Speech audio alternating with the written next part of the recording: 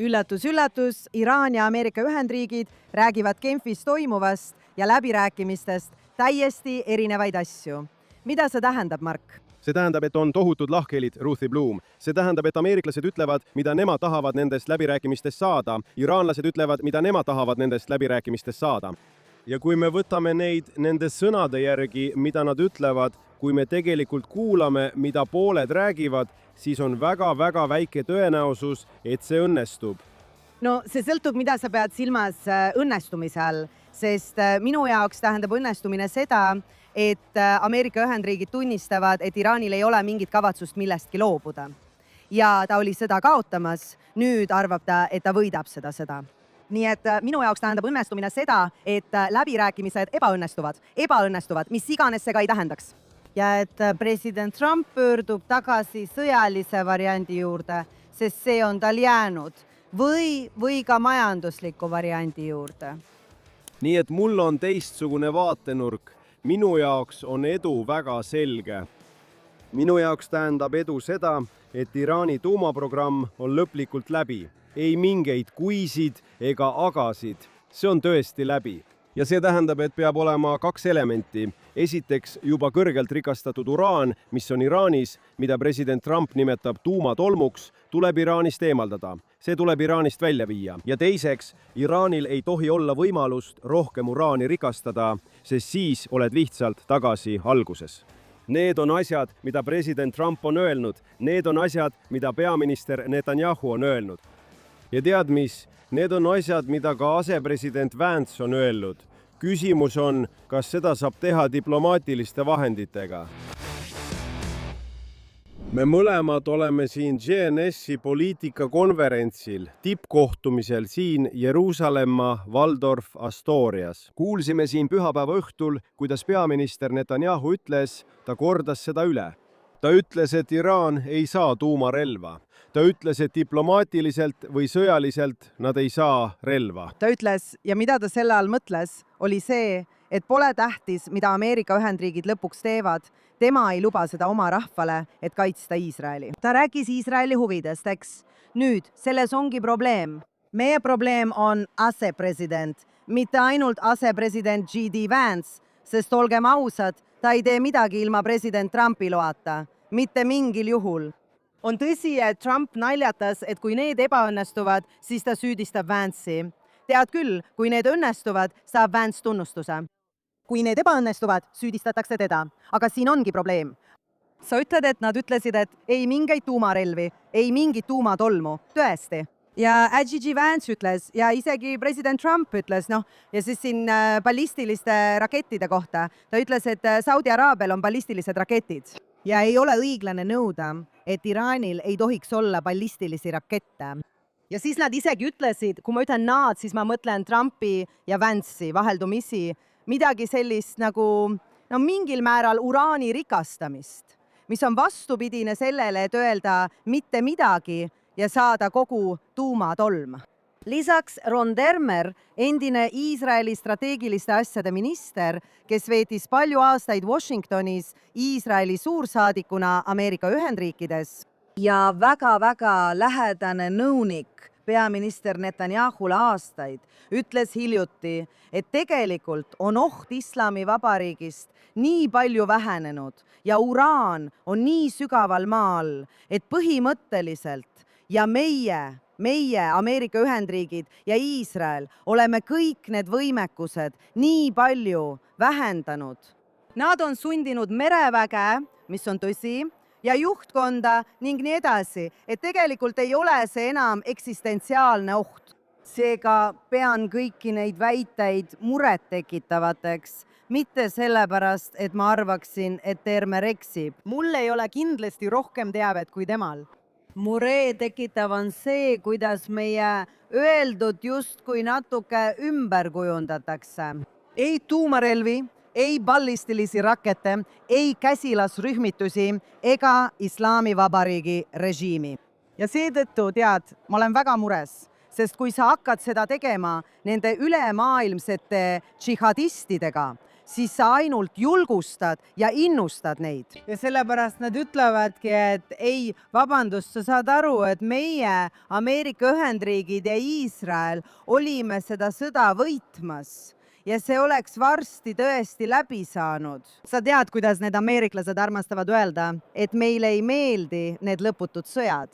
See ei ole lõputu sõda, see oli kiire sõda ja see oleks olnud veelgi kiirem, kui meil poleks olnud pidevalt neid pikki relvarahusid, mis võimaldasid režiimil endale öelda, hei, meid ei huvita, kui palju juhte te tapate, me oleme ikka veel siin. Ma tahan vastata mõnele asjale, mida sa ütlesid. Esiteks J.D. Vance'i asepresidendi kohta. Mõned inimesed teevad temast tonti.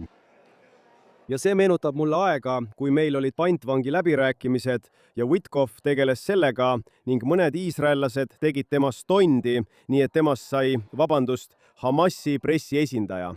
Ja sa ütlesid õigesti, kõik need kõrged administratsiooni ametnikud räägivad presidendi ja administratsiooni nimel. Ja lõpuks, kui sulle ei meeldi, mida J.D. Vance ütleb, siis peaksid sa ka Trumpiga rahulolematu olema. Ta on presidendi teenistuses. Ta teenib presidendi tahtel, eks, ja ma arvan, et see peab olema väga selge. Teine punkt, mida tahan öelda, sa ütlesid, et keegi ei räägi ballistilistest rakettidest ja sul on õigus.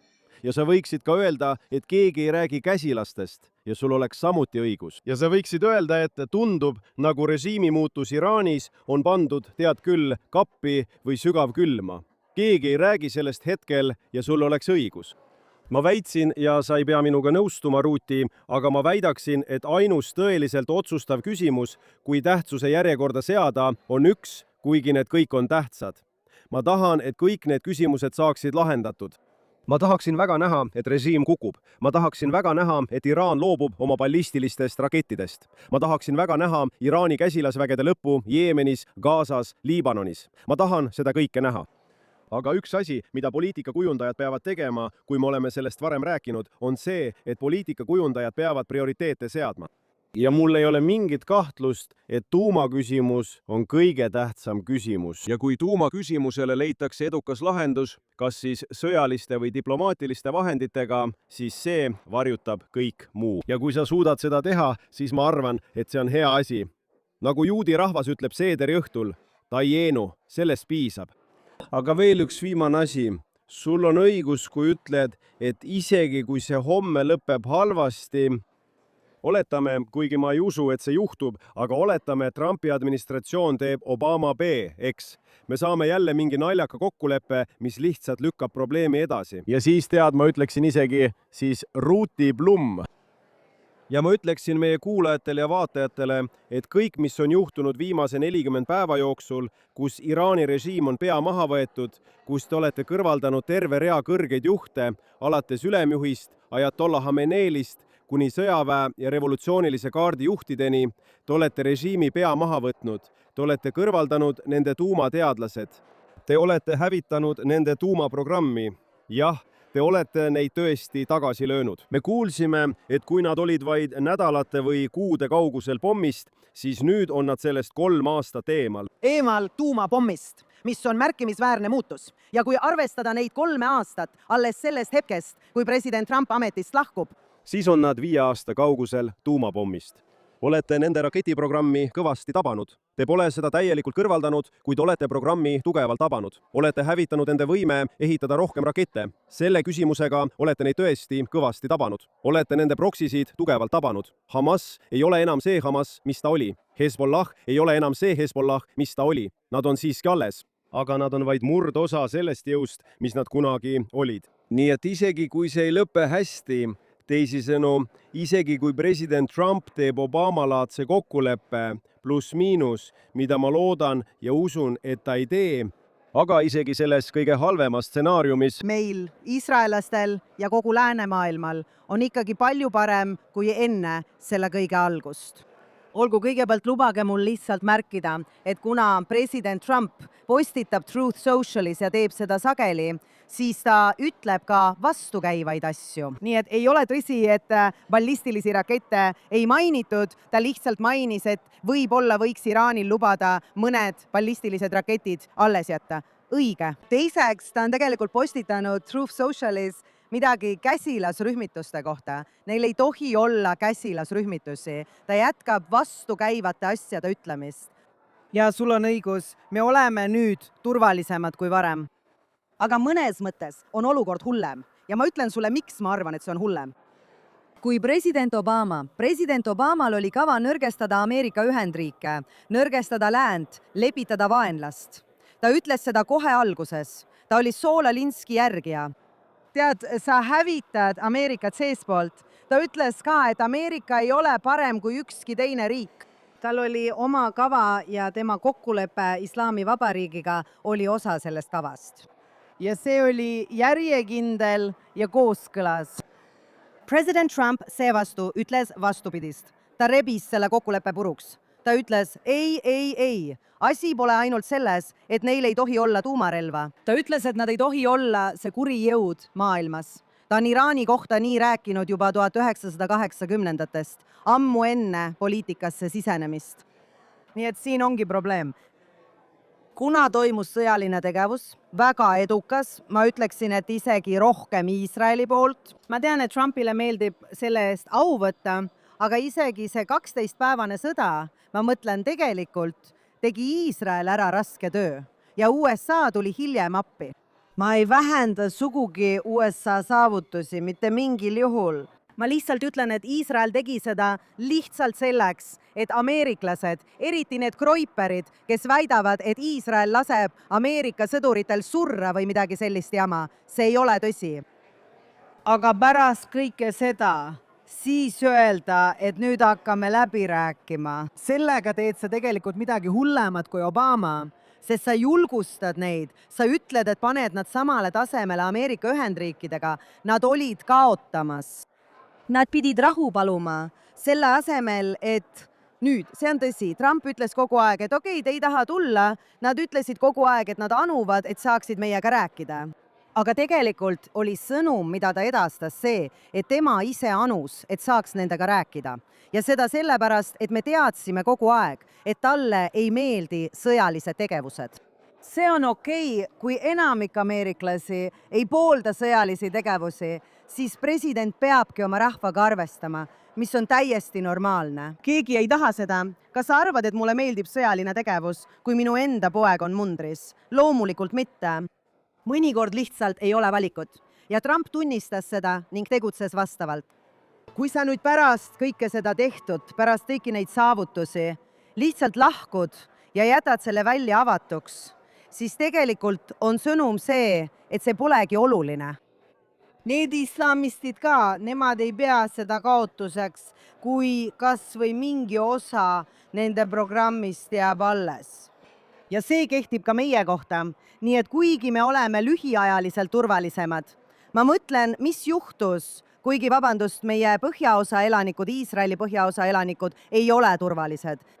Neid pommitatakse ja kui me juba sellest räägime, siis ma tahaksin lihtsalt öelda, et need sõnumid, mis tulevad välja nende Iisraeli ja Liibanoni vaheliste kõneluste käigus. Iisrael ei ole seotud Iraani ja USA kõnelustega, kuid Iisrael ja Liibanon räägivad omavahel ning USA ametnikud nimetavad toimuvat vägivallatsükliks Hezbollah ja Iisraeli vahel.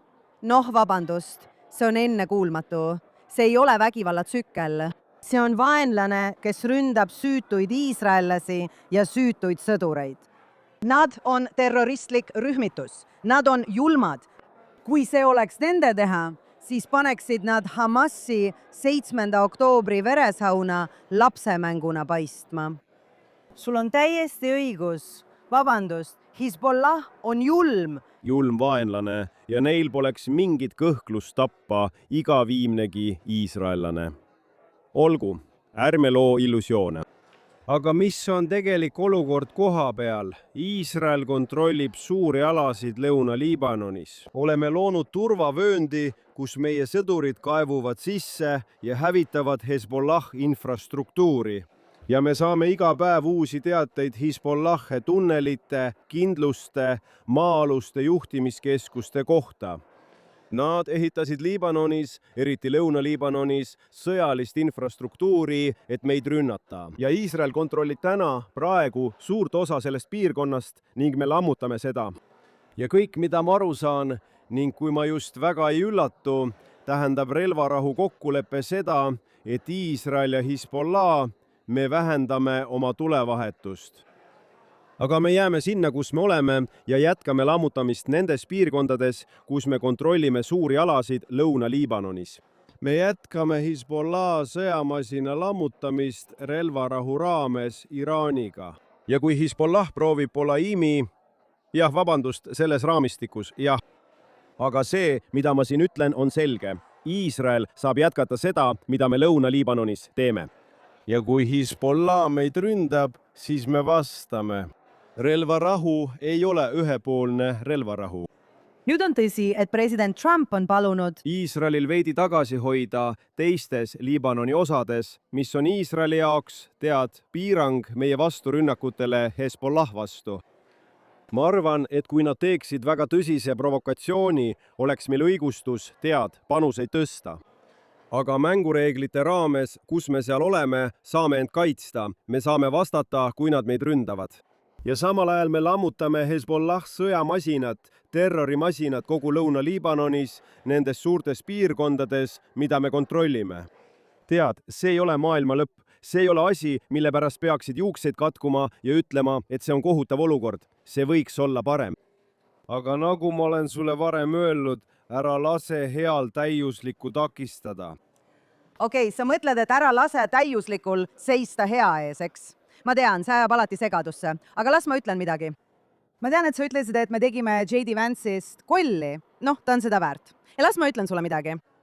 ja las ma räägin sulle mõnest väitest seoses sellega, mida sa just ütlesid Liibanoni ja Hezbollah kohta.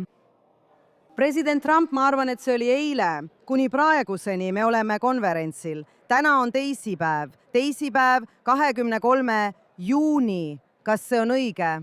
Õige. Ma kontrollin seda ja see on oluline välja öelda, sest president Trump ütleb erinevatel päevadel erinevaid asju. Mida ta eile ütles, küsiti pressikonverentsil. Ta ütles, et peaminister Netanyahu ütleb, et Iisrael jääb Lõuna-Liibanoni nendesse kohtadesse, kus ta praegu on, sest Iraani režiim nõuab oma läbirääkimistes USA-ga, et Iisrael viiks kõik viimased sõdurid Liibanonist täielikult välja. Mitte ainult, et ärge tulistage, vaid minge sealt ka minema, eks? Muide, seda nõuab ka Liibanoni valitsus, kuigi me aitame neil Hezbollahad võita. Aga see on praegu teine teema. President Trump ütles reporterile. Kus ta seda Netanyahu kohta ütles? Ja reporter ütles, et ta ütles seda avalikult. Tegelikult ütles ta seda ka sellel konverentsil. Ta ütles seda avalikult. Nii et Trumpi vastus oli, eks me näe. Ma lahendan probleeme, ma ei tekita probleeme, ma hoolitsen selle eest. Olgu, seda ta ütles eile. Teisisõnu, tõesti, Bibi ütles seda, eks me näe. See on üks. Teiseks, paar päeva tagasi eelmisel nädalal ütles J.D. Vance, et Iisrael on väike riik. Teid on 9 miljonit inimest. Ärge arvake, et te saate iga probleemi lahendada tapmisega. Kuidas ta julgeb midagi nii jälki ja vastikut öelda? Ja ta on öelnud ka palju muid selliseid asju. Ja siis ütles Trump, ma ütlesin Bibile, lõpeta kõikide nende hoonete pommitamine. Hooned? Ta ütles, et nendes hoonetes ei ole ainult terroristid. Nii et ära ütle mulle, et ära lase täiuslikkusel head takistada. See ei ole hea, ma ei räägi täiuslikkusest. Ma räägin sellest ja ma ütlen, et see on konverents täis inimesi, kes tegelikult, mitte kõik, aga tegelikult olid väga Trumpi poolt. Väga. Ja paljud inimesed, kes minuga sellel konverentsil räägivad, on väga pettunud, on väga mures. Kõik on J.D. Vance'i peale maru vihased. Ja miks see nii on? Sest sa ütlesid, et kõik, kes Trumpi heaks töötavad, see on tema poliitika. Jah, ja tead mis? Välisminister Marco Rubio ei nõustu sellega. Ja ka sõjaminister Pete Hegseth ei nõustu sellega. Ja ka CIA juht Ratcliffe ei nõustu nende poliitikatega. Ja sellepärast kästi neil suu kinni hoida, muidu oleks neil tõsiseid probleeme. Vabandust, et ütlen, aga nad kõik lihtsalt järgivad Trumpi joont. Ja me ei tea isegi, mis see Trumpi joon on, sest see muutub iga kord, kui ta midagi säutsub. Ja ma tahan lihtsalt öelda, et meie sõdurid Liibanonis on kurvalt naljatanud, sest nende elu on ohus ja paljud neist saavad surma, et nad nimetavad seda batuudi võitluseks. Trump säutsub üles, alla, tulistada, mitte tulistada, tulistada, mitte tulistada. Nad räägivad, et just nii nad end tunnevadki. See ei tähenda, et see oleks tõsi. On tõsi, et neil on relvad. Ma tean, et sa ütlesid, et nad ei ole lihtsad sihtmärgid, aga nad teevad seda nalja, et nimetavad seda batuudiks. Trump ütleb seda, Trump ütleb teisteks ja see on murettekitav. Kas ma võin sulle öelda, sõdurid, ja ma olin ise lahingusõdur Liibanonis mitte viimase 10 jooksul, vaid ammu aega tagasi. Ja ma tean, mis on sõdurite must huumor ja see on viis, kuidas kriisiga toime tulla. Õige! Aga fakt on see, et me oleme loonud julgeolekupuhvritsoonid Liibanonis, Süürias ja Gazas. Ja need julgeolekupuhvritsoonid teenivad Iisraeli riigi huve. Ja need hoiavad vaenlase meie tsiviilkogukondadest kaugemal. Ja ma mõtlen, me peame aru saama, et armee ülesanne on kaitsta meie inimesi, eks? Ja seega, kui nad on Liibanonis, kui nad on Lõuna-Süürias, kui nad on Gazas, siis nad tegelevad terroristliku ohuga. Võib öelda, et Gazas on Iisraelil võimalus minna sinna sisse ja kõik seal puhtaks teha. Aga igasuguste strateegiliste kokkulepete tõttu kontrollime me nüüd, 60% Gazast ja ülejäänud 40% jätame praegu kõrvale. Süürias on meil nüüd see uus Jim, keda sa nimetad lipsuga terroristiks, eks? Jah. See tüüp, kes tuli Al-Qaidast, ISIS ja Al-Qaida. Tema juhib Süüria riiki, ta teeskleb sõbralikust, ta naeratab president Trumpile, jah. Meil Iisraelis pole tema suhtes eriti illusioone, sellegipoolest pole me Damaskusesse läinud. Me kontrollime turvatsooni Lõuna-Liibanonis, Lõuna-Süürias. Lõuna-Liibanonis on sama, eks? Ja sellepärast ütlen ma veel kord, kas on piiranguid, mille oleme ise endale seadnud. Kas meie tegevusele on piiranguid strateegiliste reaalsuste ja meie suhete tõttu Ameerikaga? Nüüd tahan ma siin midagi öelda. Meie suhe Ameerika Ühendriikidega on Iisraeli kõige olulisem, kõige tähtsam suhe. Ja suhe Iisraeli peaministri ja Ameerika presidendi vahel on ülioluline suhe, mis on Iisraeli riikliku julgeoleku jaoks väga tähtis. Ja ma tahan teile öelda, et isegi kui see on raske ja läheb vastuollu Iisraeli avaliku arvamusega, ei pruugi peaminister tingimata teha valet asja. Kui ta ütleb, olgu president Trump, see on raske, aga nendes oludes võin ma nõustuda tegema seda, mida te mult palute. Me peame seda meeles pidama, eks? Ja olgem ausad, Iisraelil on maailmas sõpru. Indialased, moodi Indias, head sõbrad Iisraeliga, eks? Meil on ka teisi häid sõpru maailmas. Meil on sõpru Euroopas, usu või mitte. Ja Ladina-Ameerikas. Ja Ladina-Ameerikas, jah, pärast valimisi Kolumbias on meil Ladina-Ameerikas uus sõber. Jah, meil on sõpru, aga mitte keegi ei asenda Ameerika Ühendriike. Ja see on oluline, nagu igas suhtes. Teate küll, mees ja naine. Mitte iga kord, kui naine tahab äia ja ämma juurde minna, ei ole mees õnnelik. Aga sa teed seda, sest see on osa suhtest. Ja ma arvan, et peaministri kohustus on meeles pidada, et president Trump on sõber. Ja ma ütlen lihtsalt lühidalt, tunnustas Jeruusalemma kui Iisraeli pealinna. Tõi saatkonna siia, tunnustas seda. Tunnustas Golani kõrgendike suveräänse Iisraeli territooriumina, täiustas kahe riigi vahelist julgeoleku ja strateegilist suhet. Võin jätkata. Abrahami lepped. Trump on olnud sõber ja näidanud, et ta on sõber. Ja seetõttu arvan, et kui me palume Netanyahul teha midagi, mis on Iisraeli jaoks raske, siis peaksime mõistlikkuse piires tegema kõik, mis võimalik, et presidendiga koostööd teha. Ta on järgmised 2 aastat ja rohkemgi veel president. Ja meil on huvi omada võimalikult häid suhteid president Trumpiga. No, ma olen sellega nõus. Ma ei ole kordagi öelnud, et Netanyahu mängib oma kaarte valesti. Mitte hetkekski. Siin ei ole see Netanyahu süü. Ja, Trump, Iisraelil pole olnud paremat sõpra kui Trump ja mitte ainult Iisraelile, vaid ka juudi rahvale. Ta on teinud rohkem kasvava antisemitismi vastu võitlemiseks Ameerika Ühendriikides kui keegi teine. Ja ta mõtleb seda tõsiselt, mul pole sellest kahtlustki. ja nagu ma ütlesin, see olukord, kuhu ta on Netanyahu pannud, on see, mida ma kritiseerin, mitte Netanyahut ennast. sest mis juhtus, ta ütleb nüüd asju nagu vägivallatsükkel või mis juhtub nendel läbirääkimistel, kuna Iraani režiim ütleb, et Iisrael peab lahkuma Liibanonist. Sul oli õigus selle kohta, mida ütlesid puhvertsoonide kohta. Õige, sul on täiesti õigus. See ei ole Netanyahu süü, kui USA otsustab teatud islamistlikele nõudmistele järele anda. Ja mida siis Netanyahu mingil hetkel teeb? Ma ausalt öeldes värisen mõeldes sellele, mis juhtuda võiks, sest sul on õigus. Netanyahu ei saa öelda, olgu, me tõmbame oma väed Liibanonist välja. Ta pole seda öelnud. Ja jah, see on tõsi. Mõnikord peab ta ütlema armeele, et nad võtaksid veidi hoogu maha, ütleme nii. Ma ei kritiseeri peaminister Netanyahut mitte hetkekski. Ma arvan, et ta on kohutavas olukorras. Sest mees ja naine, parem võrdlus oleks armastav abielupaar ja kõik sujub hästi. Ja mees ärkab ühel hommikul üles ja ütleb, ma ei ole sind kunagi armastanud, sul on halb hingeõhk ja ma lahkun ning ma ei tunne sind isegi. Kes kurat sa oled? See tundub väga, see on peaaegu isiklik. See teeb haiget. Ma tean rahvusvahelised suhted, aga sa pead tunnistama, et see tundub nagu järsk muutus. Nüüd, mida mõned inimesed ütlevad, need inimesed ja mõned inimesed, ma ütleksin, Trumpi pooldajad, ütlevad ei, see on kõik trikk. Ta annab, tead küll, Islaamivabariigile võimaluse.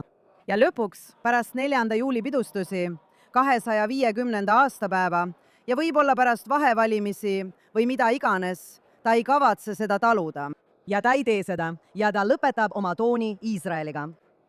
Me ei tea, aga ma võin teile öelda oma arvamuse tema saadud nõuannete kohta. Minu arvates on need väga halvad. Otsustades sotsiaalmeedia reaktsioonide põhjal.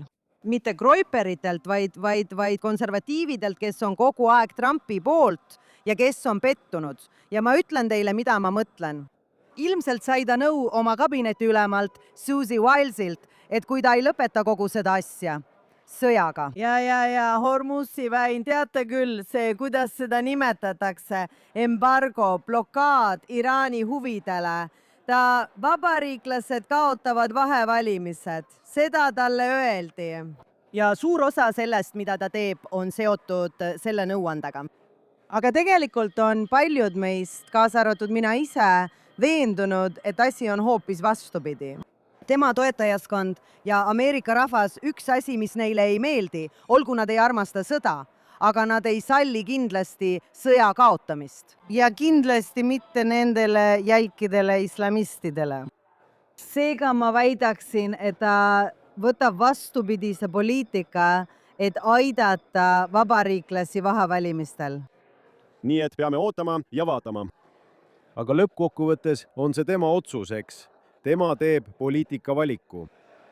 Nüüd jõuame oma taskuhäälingu lõppu ja me lõpetame alati Iisraeli poliitikaga ning meil pole endiselt valimiste kuupäeva. Aga kuna meil pole endiselt kuupäeva, siis me teame, et see saab olema oktoobri lõpus, kas 20. või 27. oktoobril. Aga on huvitav mõelda, kuidas see segadus, see uus pingemoment mõjutab suhet Iisraeli peaministri büroo ja Ameerika Ühendriikide Valge Maja vahel. Kuidas see mõjutab Netanyahut, kui Iisraelis valimised lähenevad? Tema enda jaoks, tema enda partei jaoks ja tema enda valimiste jaoks. Sest üks Netanyahu tugevusi on olnud see, et ta on sõber ja tal on otsene suhtlus ning ühine arusaam Ameerika Ühendriikide presidendiga. Ja ma arvan, et mõne Iisraeli valija jaoks on see põhjus Netanyahu poolt hääletada. On ka teisi põhjuseid. Aga nad ütlevad, et ta on mees, keda president kuulab. Ja kui seda suhet tajutakse õigesti või valesti, aga kui valijad näevad, et Trumpi ja Netanyahu vahel on pinged. Ruti, kas sa arvad, et see võib mõjutada Netanyahu võimalusi uuesti valituks saada? See on võimalik, aga tead, on ka vastupidine arvamus. Ja ma kaldun pigem seda uskuma, seda vastupidist varianti. ja see on see, et kui president Trump pöördub Netanyahu vastu, siis vajame Netanyahut rohkem kui kunagi varem, et tulla toime sellega, mis ees ootab. Sest ma ütlen sulle midagi, me teame palju, sina ja mina mõlemad. Me teame inimesi, kes armastavad Netanyahut. Me teame inimesi, kes vihkavad Netanyahut. Me teame inimesi, kes suhtuvad temasse samamoodi, nagu ameeriklased suhtuvad Trumpi. Nad eelistavad teda ikkagi, aga nad ei ole temast vaimustuses, midagi sellist. Sa tead kogu seda spektrit, aga ma ütlen sulle ühte asja. Kõik teavad, isegi need, kes seda ei tunnista, et see on juht, kellele pole võrdset. Ja et kui teda poleks olnud võimul pärast 7. oktoobrit, jätame kõrvale selle, mis sellele eelnes, sest inimestele meeldib teda selles süüdistada, siis oleksime olnud suures hädas. Ja ma ütlen teile, ma arvan, et kui Trump tõesti Iisraeli hülgab, ma ei usu, et see juhtub, aga teate küll, see tunne, see on närve sööv. Ja muide, meie valimised toimuvad umbes nädal enne vahevalimisi. Nii et see kõik on väga lähestikku. Ma arvan, et enamik iisraellasi tunneks, et kui Trump on ikka veel, teate küll, Iisraeli poolehoidja, siis polegi nii tähtis, kes on peaminister. Kui ta pöördub Iisraeli vastu, vajame Netanyahut rohkem kui kunagi varem. Nii et ma ütlen sulle nüüd. Kas sa arvad, et selles on tõde? Ma tegelen poliitikaga, mitte sellega. Presidendiga, ei, sisuga. Ja poliitika on see, et Netanyahu vastased, ükskõik mida ta teeb, ta on halb, eks? Ja. Nii, et kui ta tülitseb presidendiga, siis nad ütlevad, et sa ütlesid, et ta on su parim sõber ja nüüd te tülitsete. Ja kui ta on presidendiga nõus, siis nad ütlevad, et nüüd oled sa tema, tead küll. Tema ori, ja. Sa oled tema puudel. Nagu sa ütleksid heebrea keeles, eks? Sa teed kõike, mida tema ütleb. Trump ütleb hüppa ja sina küsid, kui kõrgele. Kui kõrgele, just. Aga minu küsimus ei ole nendele inimestele, kes ei kavatse Netanyahut valida, sest nad kritiseerivad kõike, mida ta teeb. Just. Kas on olemas osa inimestest, kes on keskel, kes võiksid tema poolt hääletada ja võivad ka mitte hääletada, kelle jaoks tema suhe Trumpiga nähakse taas rahvusliku väärtusena. Ja kui teda ei tajuta, et tal on see suhe, siis see ei tähenda, et ei oleks neid, kes tead, kui sa toetad Trumpi milleski, mida 90% iisraelastest peab õigeks, siis võib-olla see ongi viis, kuidas valitseda, ma arvan. Aga me peame ootama ja nägema. Ma loodan, ma palvetan, et see on väike tüli. Kas see on hea sõna? Ja siis me jõuame väga tugeva koostöösuhte juurde tagasi väga varsti. Ma loodan, et see on tõsi. Aga nagu sinagi, ei saa ma olla 100% kindel, et see on tõsi. Vähemalt saame lõpetada sellega, et meil on sama soov, ütleme siis nii. Ja ootan väga, et näen sind järgmisel nädalal meie stuudios, JNS stuudiotes. Ja siis saame arutada ka seda imelist konverentsi, mis meil veel käib. See kestab endiselt. Ootan väga, et saan siis jälle sinuga rääkida.